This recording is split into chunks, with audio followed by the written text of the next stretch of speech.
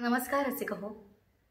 आपले जे या आपल्या यूट्यूब चॅनलवर मी रुचा श्रीरंग तुम्हा सगळ्यांचं खूप खूप स्वागत करते. आज आपण जे कुलकर्णींच्या अमृतफळे या पुस्तकामधली एक कथा ऐकणार आहोत. या पुस्तकाचे प्रकाशक आहेत ऋतुपर्ण अनिरुद्ध कुलकर्णी आणि मुद्रण केलं आहे कुमार प्रिंटर्स यांनी. कथा ऐकूया. अमर फूल. एकदा एका राजाच्या बागेत अमर फुलाचे झाड होते. परंतु प्रत्येक वसंत ऋतूत फूल उमलण्याआधीच एक किडा येऊन ते फूल खाऊन जात असे. राजाचे माळी रात्रंदिवस त्या झाडाची काळजी घेत, परंतु त्यांना तो किडा कधी सापडला नाही. त्यामुळे त्या फुलाचा अत्यंत मधुर असा सुगंध घेण्याचा आनंद राजाला कधीच मिळाला नाही. एक दिवस एक नवीन माळी राजाकडे आला व म्हणाला, आपणाला दीर्घायुष्य लाभो. मी यावर्षी रखवाली करून तो किडा नष्ट करतो.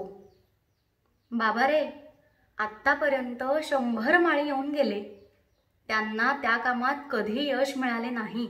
आता तू येतोस आणि किडा नष्ट करतो असे हिमतीने म्हणतोस, याचा अर्थ काय? मी जर किडा पकडला नाही तर माझे खुशाल डोके उडवा, माळी म्हणाला. मग राजाने त्याला नोकरीवर ठेवून घेतले. माळ्याने डोळ्यात तेल घालून फुलाशेजारी रात्रंदिवस पहारा केला. पण ते फूल पूर्ण उमलण्याच्या वेळीच नेमकी त्याला थोडी झोप लागली. तेवढ्यात किडा आला आणि त्याने फूल कुरतडून टाकले. माळी राजासमोर गेला व आपणाला आणखी एकच संधी मिळावी म्हणून त्याने फार काकुळतीने प्रार्थना केली. उसासा सोडून राजा म्हणाला, किड्याने फूल खाल्ले खरे, पण त्याला त्यापासून काही फायदा होणार नाही. मग कुणीतरी येईल आणि किड्याला खाऊन टाकेल. राजाने त्या माळ्याला आणखी 1 वर्ष ठेवून घेतले. फूल उमलत असता तो किडा हलकेच तिकडे येत असलेला त्याला दिसला. त्याला पकडून ठार मारणार इतक्यात वरून एका बुलबुलाने वेगाने झेप घातली व किडा चोचीत घेऊन तो निघून गेला. पण फूल मात्र आता सुरक्षित होते. माळ्याने अतिशय आनंदाने ते फूल राजाला नेऊन दिले. तो म्हणाला, आपल्याला दीर्घायुष्य लाभो. हे आपले फूल घ्या. किड्याने फूल खाण्याआधीच एका बुलबुलाने झडप घातली व किडा नेला. बुलबुलाने किडा खाल्ला खरा, पण त्यामुळे बुलबुलाला फारसा फायदा होणार नाही. आणखी कुणीतरी येईल आणि बुलबुलाला खाऊन टाकील, राजा म्हणाला.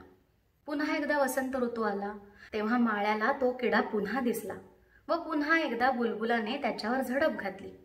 पण तेवढ्यात बाजूच्या झुडपातून एक साप वेगाने बाहेर आला व त्याने किड्यासकट बुलबुलाला गिळून टाकले. माळ्याने पुन्हा एकदा फूल राजाकडे नेले व सारी हकीकत सांगितली. ठीक आहे, पण त्यामुळे सापाला काही विशेष फायदा होणार नाही. आणखी कुणीतरी येईल आणि त्याला खाऊन टाकेल. माळ्याने रखवाली तशीच चालू ठेवली. पुन्हा एकदा किडा आला, पुन्हा बुलबुलाने झडप घातली, पुन्हा सापाने बुलबुल गिळून टाकला. तेव्हा माळ्याने नेम धरून बाण सोडला व सापाला मारले. त्याने राजाला पुन्हा सारी हकीकत सांगितली. तेव्हा फुलाचा वास घेत राजा म्हणाला, ठीक आहे, पण तुला देखील त्याचा फारसा फायदा होणार नाही. या त्याच्या शब्दांनी मात्र माळी फार गोंधळला व मोठ्या काळजीत पडला.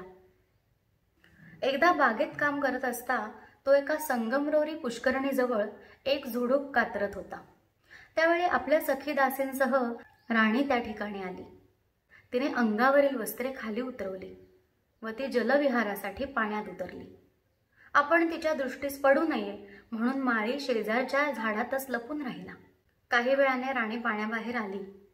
त्यावेळी पुन्हा वस्त्रे चढवत असता तिची दृष्टी वर गेली व तिने माळ्याला पाहिले. त्यावेळी काही न बोलता ती राजवाड्याकडे परतली, पण तिने सारी हकीकत राजाला सांगितली. राजा संतापाने ओरडला, गर्दन छाट, गर्दन छाट.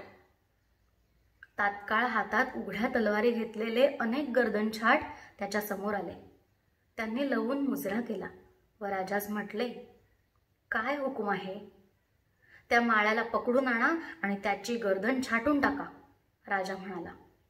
त्यांनी माळ्याला ओढत राजा पुढे आणले. राजा एवढा का संतापला असावा हे माळ्याने तात्काळ ओळखले. तो म्हणाला, आपणाला दीर्घायुष्य लाभो, पण माझे डोके उडवण्यापूर्वी 2 शब्द बोलण्याची मला परवानगी द्यावी. राजाने मान हलवताच माळी पुढे म्हणाला, मी माळी म्हणून येथे आलो तेव्हा त्यावेळी मी आपणास काय सांगितले हे आपल्या ध्यानात आहे ना? किड्याने फूल खाल्ले असे मी म्हटले, तेव्हा आपण त्याला फारसा फायदा होणार नाही, मग कुणीतरी येईल व किड्याला खाऊन टाकील असे म्हटलेत. बुलबुलाने किडा खाल्ला, सापाने किड्यासह बुलबुल गिळला, मग साप किड्यासह बुलबुलाला गिळत असता मी सापास मारले. या प्रत्येक वेळी तुम्ही म्हटलेत त्याला काही फायदा होणार नाही. आता तसे म्हणायची माझी पाळी आहे. तुम्ही खुशाल माझे डोके उडवा, पण तुम्हाला देखील ते फारसे फायद्याचे व्हायचे नाही. माळ्याचे हे शहाणपणाचे शब्द ऐकून राजाचा राग गेला व त्याने माळ्याला क्षमा केली. रसिक हो, ही कथा तुम्हाला कशी वाटली हे आम्हाला कॉमेंट बॉक्समध्ये जरूर कळवा. ही कथा जास्तीत जास्त शेअर करा आणि हो, आपले GA हे चॅनल सबस्क्राईब करायला विसरू नका. धन्यवाद.